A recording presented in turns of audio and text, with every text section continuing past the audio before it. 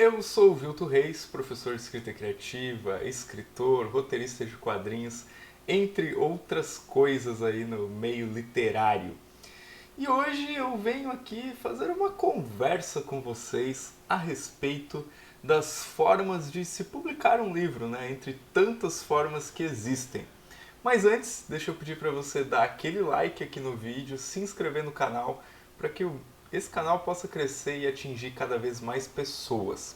E se você gosta de exercícios de escrita criativa, quer se desenvolver, quer ter acesso a conteúdos de escrita, entra no meu canal do Telegram, que o link está aqui abaixo do vídeo, e também conheça os meus cursos para escritores. Tem várias opções aí para você se aprofundar na escrita.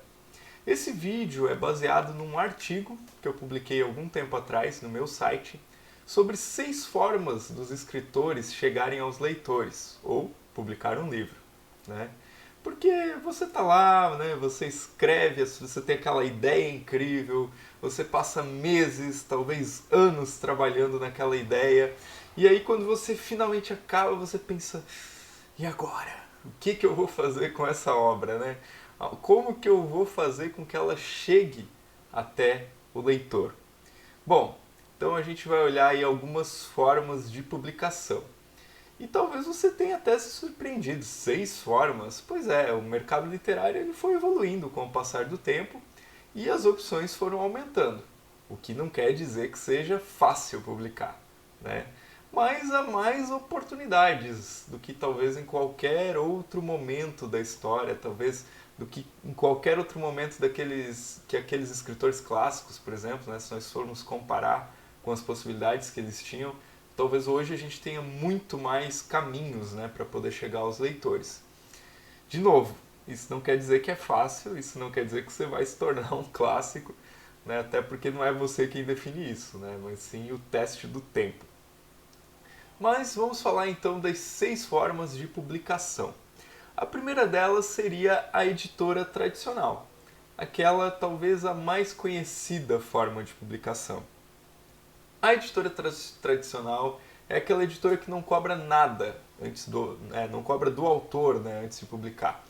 Nesse formato, a editora recebe o original do autor, que pode ser por meio de um agente, do próprio site da editora, ou de uma temporada de recebimentos, né, quando a editora estabelece, ó, nós vamos receber novos originais do dia 1º de abril e até o dia 30 de abril.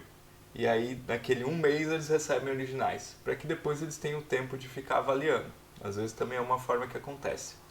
E depois, caso você seja um autor selecionado para essa editora, você vai assinar um contrato, e nesse contrato provavelmente você vai receber 10% do valor do preço de capa do livro, de 8 a 12%, mas em média 10%.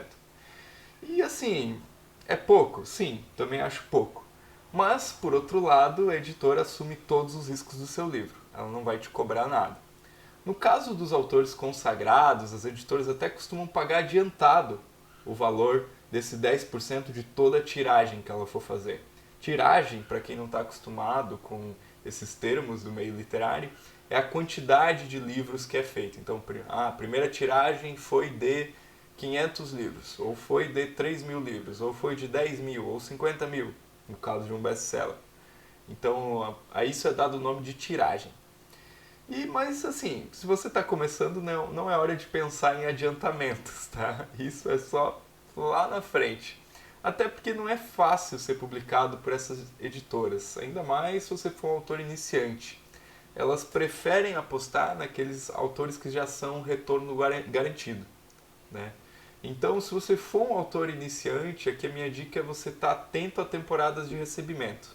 É um período do ano assim que algumas editoras abrem, né, para poder receber essas publicações. Então, editora tradicional, prós. A editora assume todos os riscos, ela faz capa, diagramação, revisão, leitura crítica e um pouco de marketing, embora o autor sempre tenha que fazer o seu marketing. E ela também cuida do estoque e da distribuição do livro. Contras. O retorno financeiro ele é um pouco baixo para o autor. O autor tem pouca autonomia para decidir detalhes, como o que vai ter na capa do livro dele. E também a dificuldade de conseguir ser um autor publicado por essas editoras. Então, essa é a primeira forma de publicação. A segunda forma de publicação são as editoras de autopublicação. Diferente da editora tradicional, nesse modelo você paga a publicação. Então, a editora providencia a revisão, a leitura crítica, a diagramação, a capa, entre outros serviços editoriais, em troca de um valor que o autor paga adiantado. Em contrapartida, o autor vai receber uma determinada quantidade de livros, que é acordada por contrato, sempre tenham contratos, e cuidado com o que vocês assinam no contrato, né? Sempre observem bem. E, por outro lado, o autor vai receber essa quantidade de livros ali, sei lá, digamos que o acordo seja de 500 livros. E aí o autor tem que se virar, vender por conta própria, né? Tem que cuidar do estoque, e não é tão simples cuidar do estoque, né? Eu já ouvi uma história aí de um autor que recebeu 1000 livros no seu apartamento, e o que aconteceu? O piso do apartamento cedeu, porque 1000 livros, gente, é muito peso, tá? Então cuidado com o que vocês forem fazer aí, se vocês forem se autopublicar e receber uma quantidade assim enorme em casa. Então tome muito cuidado com isso. E essas editoras normalmente elas não estão preocupadas em vender o livro, né? Apenas em entregar a tiragem impressa para o autor, porque elas já ganharam a parte delas, né? Em síntese, você terceiriza o processo editorial e depois você precisa vender essas obras. Então, aqui eu faço um certo alerta. Tomem muito cuidado com esse formato. Existem empresas sérias que prestam um serviço honesto, correto, né? Para citar uma, a Jambô Editora, que tem o selo Odisseias, que é voltado para a autopublicação. Mas há também aquelas aproveitadoras, aquelas que não são editoras, né? Que são somente gráficas e administradas de uma forma bem duvidosa, em termos de ética, e que tomam o seu dinheiro e devolvem um livro simplérrimo, quando devolvem. Então, por isso a importância de ter contrato, de vocês analisarem outras obras que já foram lançadas por essas editoras, para poderem assim, pensar muito bem se vocês vão investir o seu dinheiro precioso. Eu sei que todo mundo tem um sonho de ser publicado, mas tomem muito cuidado, né? Então, se você for decidir por essa modalidade, procure se informar antes com quem já publicou por essa empresa. E tem um post bem legal no grupo Papo de Autor, no Facebook, que analisa editoras que já foram, que outros autores já publicaram, e o pessoal vai lá e faz um depoimento. E eu vou deixar esse link aqui embaixo, porque eu acho que é quase de utilidade pública, assim. Então, prós de você publicar por uma editora, né, de autopublicação. O lucro da venda do livro é todo seu, você já pagou todos os custos adiantados, e depois o que você vender de livros, o lucro é todo seu. A facilidade para ser publicado, porque geralmente essas editoras não filtram muito, né? Qualquer pessoa que se dispor a ser publicado e pagar, normalmente eles vão publicar, a maioria, algumas fazem uma certa seleção. A autonomia para o escritor decidir detalhes do livro, como a capa, por exemplo, e a agilidade para entregar o livro para o autor, porque essas editoras desejam receber aí o pagamento pelo processo, a não ser aquelas que exigem que você pague antes, e aí fique esperando para receber, aí você pode ter um problema. Os contras: o autor precisa vender seu próprio livro, ele terá só a si mesmo para fazer o marketing da obra, né? Lembra que eu falei lá das editoras tradicionais que elas fazem um pouco de marketing? Porque elas têm, por exemplo, uma lista de influenciadores que vai receber quais que são os lançamentos das obras dela, já tem esse cadastro. Elas têm uma distribuição, né? E o que, por consequência, também tem a ver com marketing, né? Os 4 P's do marketing, para quem estudou marketing. A praça, né? Que é o local de venda, o acesso aos grandes players do mercado. Então, e quando o autor faz autopublicação, ele tem que correr atrás de tudo isso. E além disso, o autor ainda tem que cuidar do estoque da distribuição, que é aquele problema do armazenamento que eu falei dos livros. Terceiro formato, autopublicação independente. Tá? Aqui a gente tem uma certa variação, que é a seguinte: você vai cuidar de todos os processos e produzir o próprio livro. Então, quando você faz isso independente das editoras, você escolhe os profissionais que vão trabalhar em cada etapa do seu livro, né? Então, esse formato, é importante falar isso, tá? Eu já ia esquecendo. Esse formato ele não é novidade. Muitos grandes escritores pagaram para ser publicados. Aqui eu vou citar alguns. Marcel Proust, Lima Barreto, Edgar Allan Poe, James Joyce, Margaret Atwood, Beatrix Potter, Carlos Drummond de Andrade, entre outros. A lista vai muito longe. Autores que se autopublicaram. Tem um caso singular na literatura brasileira que é o do André Bianco, né? Na década de 90, ele foi demitido de uma empresa de cartões de crédito. Ele pegou a rescisão, o valor que ele recebeu de rescisão. Por uns meses ele só se dedicou a escrever o livro dele e ele pagou tudo e publicou por conta própria. Em seguida ele foi vender o livro de porta em porta, na rua, em eventos. Resultado. Gente, lembrando que é uma carreira de mais de 20 anos, tá? E ele publicou vários livros durante esses 20 anos. Hoje ele tem mais de 1 milhão de livros vendidos, né, e várias publicações. Hoje ele é publicado por grandes editoras e também continua se autopublicando. E eu acho que é um grande exemplo assim, do autor que luta, né, pela sua obra. Vai acontecer com todo mundo? Não, não vai. Né? Spoiler, não vai. Então, voltando para quem está começando, o grande problema da autopublicação, seja por editora ou seja nesse formato independente, é de onde virá o dinheiro. Né? De onde que eu vou tirar o dinheiro para me bancar? Né? Então, eu vou falar aqui de 3 fontes possíveis. Né? Você pode tirar do próprio bolso, caso tire um empréstimo, não recomendo. Uma poupança, herança, né? Para quem tem herança, o que são pouquíssimas pessoas. Ou seja lá de onde. Espero que você não roube aí de ninguém. Mas assim, você tem que estar preparado, tá? Porque o livro ele tem um ciclo longo de vendas. Faz 5 anos que eu publiquei o meu romance Um Gato Chamado Borges e eu ainda tenho unidades para vender. Né? Vendi bastante, mas tem ainda muitas unidades para vender. Então, se alguém quiser adquirir o livro Um Gato Chamado Borges, que está aqui na minha estante em algum lugar aqui atrás de mim, você pode entrar em contato comigo. Outra forma de você levantar o dinheiro é por crowdfunding ou financiamento coletivo. Né? Diversos autores já fizeram isso. Eu fiz com o meu livro, Um Gato Chamado Borges, para poder publicar.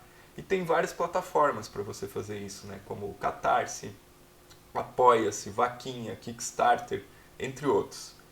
É uma forma excelente, porém você vai ter que ter uma boa rede de contatos, um plano de divulgação para conseguir.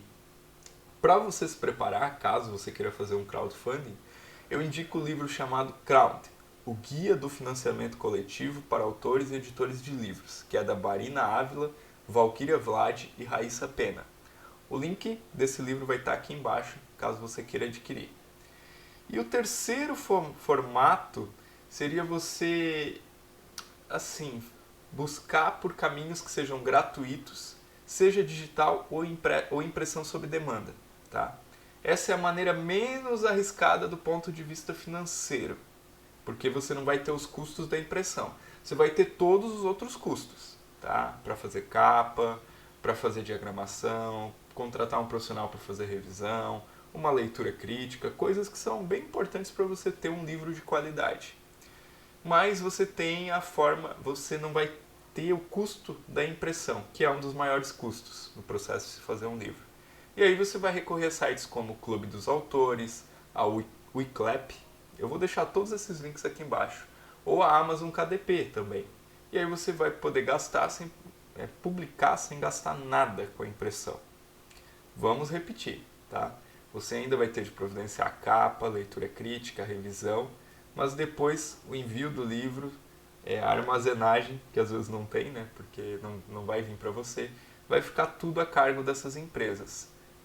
Algumas delas são impressão sob demanda. O que é impressão sob demanda? O cliente entra lá, compra o livro, eles imprimem um exemplar e enviam para o cliente. Então você também não tem o serviço de ir até o correio ou outro serviço de postagem e enviar o livro.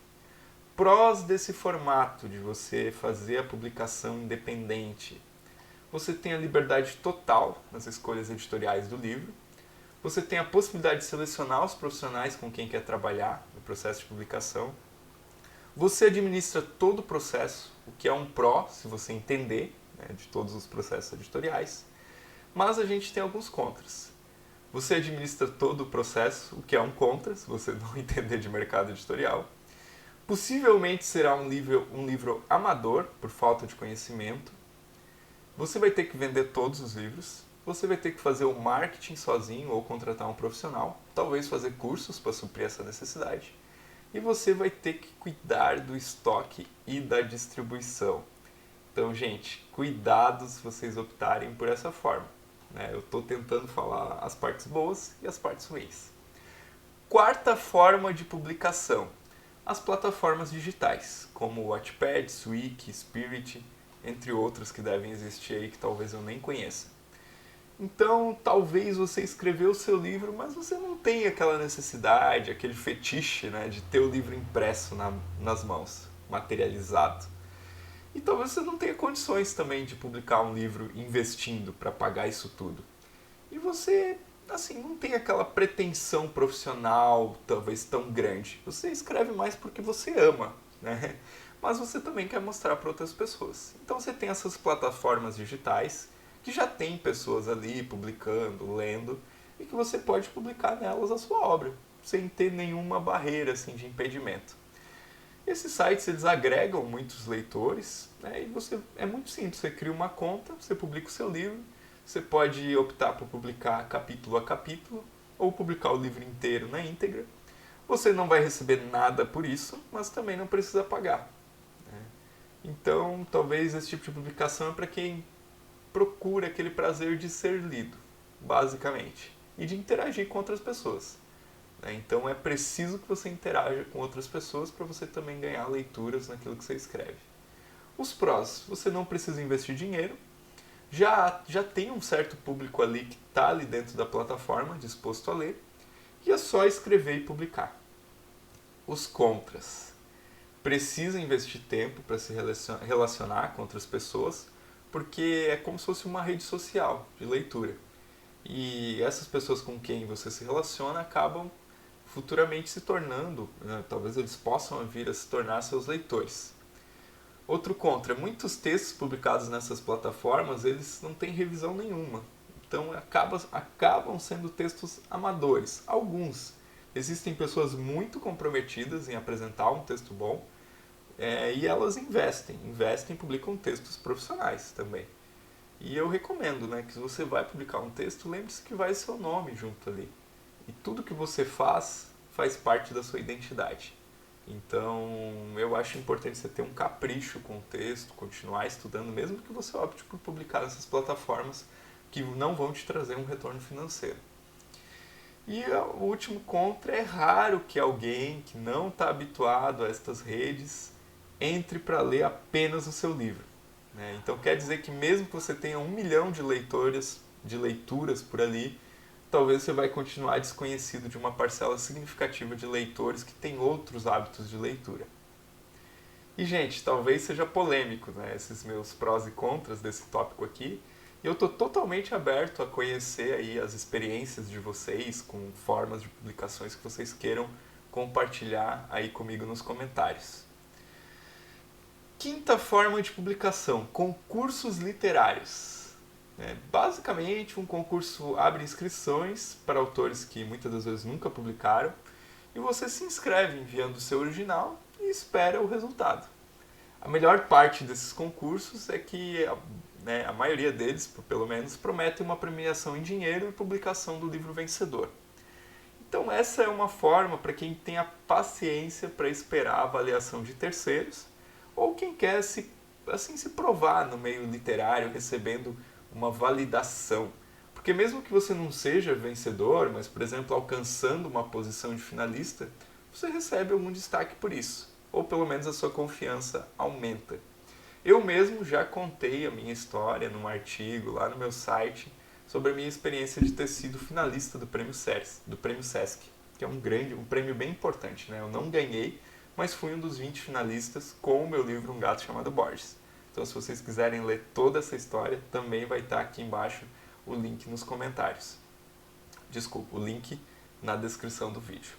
Alguns dos concursos literários mais importantes do Brasil para autores iniciantes, tá? São o Prêmio Sesc de Literatura, o Prêmio Kindle de Literatura, o Prêmio da Biblioteca Digital do Paraná e o Prêmio Geek de Literatura.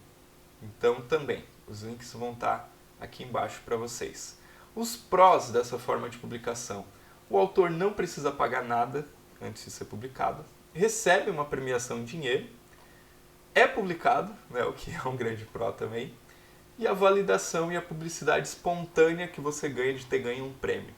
Tá? O que é publicidade espontânea? Quando você ganha um prêmio, o resultado do concurso às vezes sai em vários veículos da mídia, né? Então vai sair nos grandes jornais e tal, que fulano foi vencedor do prêmio tal. E aí depois seu livro vai ter lá na capa, vencedor do prêmio tal. Então isso gera uma publicidade espontânea que não vem de um esforço seu ou da sua editora. O que é muito bom, ajuda também nas vendas de livros.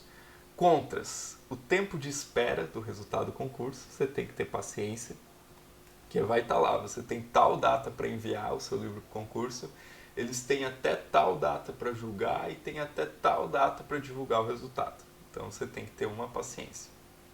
E às vezes o seu original não se encaixa no perfil do concurso. Então é bom que você dê uma olhada nos livros que ganharam em anos anteriores para ver se aquele concurso ele premia o tipo de livro que você escreve. É importante que você desenvolva um pouco essa maturidade dentro do mercado literário para entender todas essas nuances. E número 6, o último da nossa lista, que eu acho bem bacana também, é você publicar pelas revistas literárias. A maioria delas publica contos. No entanto, mesmo que você sonhe em publicar um livro com uma narrativa mais longa, como um romance, elas podem ser uma excelente porta de entrada para que os escritores, ou melhor, para os leitores conheçam você, conheçam o seu trabalho. As revistas literárias elas já têm um público que as acompanha, logo, se você for selecionado, passa a ser conhecido por essas pessoas, o que pode facilitar seu caminho mais para frente. Entre as mais conhecidas que publicam contos, e algumas delas até novelas, estão a Mafagafo, a Pretérita, a Trasgo, a Eita Magazine, a Égua Literária, a Escamba Náutica, a Gueto, o Jornal Relevo, Serrote e o Jornal Cândido. Os prós desse tipo de publicação. O autor não paga nada, ou não deveria pelo menos, se essas publicações estiverem te cobrando, tem alguma coisa de errado. A visibilidade que você tem com os leitores, que você já aproveita esse público da revista. A validação que você tem por você ser selecionado pelo conselho da revista. E que você, mesmo sem pagar, você recebe um tratamento profissional no seu texto. Essas publicações elas vão fazer uma revisão, uma leitura crítica, às vezes te dar um feedback para deixar o seu texto mais profissional. E os contras que eu citaria aqui, ou o contra, seria que você também tem que ter a paciência pela espera, no resultado da publicação da revista. Então, gente, relembrando aqui, quais que são as 6 formas de publicação, tá? Primeira, editora tradicional. Segunda, editora de autopublicação. Terceira, autopublicação independente. Quarta forma de publicação, plataformas digitais. Quinta forma de publicação, concursos literários. E sexta forma de publicação, as revistas literárias. Eu espero que eu tenha dado aí um panorama geral dessas formas de você publicar. E, assim, a meu ver, aqui como consideração final, o ideal seria o autor, talvez iniciante, começar publicando nas revistas literárias, posteriormente escrever uma narrativa maior, enviar para concursos literários, além de, claro, sempre tentar escrevê-los nas temporadas de recebimento das editoras tradicionais. Mas cada autor deve pesar o que é importante para si e buscar seu próprio caminho. Espero que vocês tenham gostado desse vídeo, um vídeo mais longo aqui no canal, mas que eu pude falar aí dessas várias formas de publicação para ajudar vocês. E se vocês concordam, discordam de mim, coloquem aí também suas opiniões nos comentários do vídeo. E é isso. Até o próximo vídeo.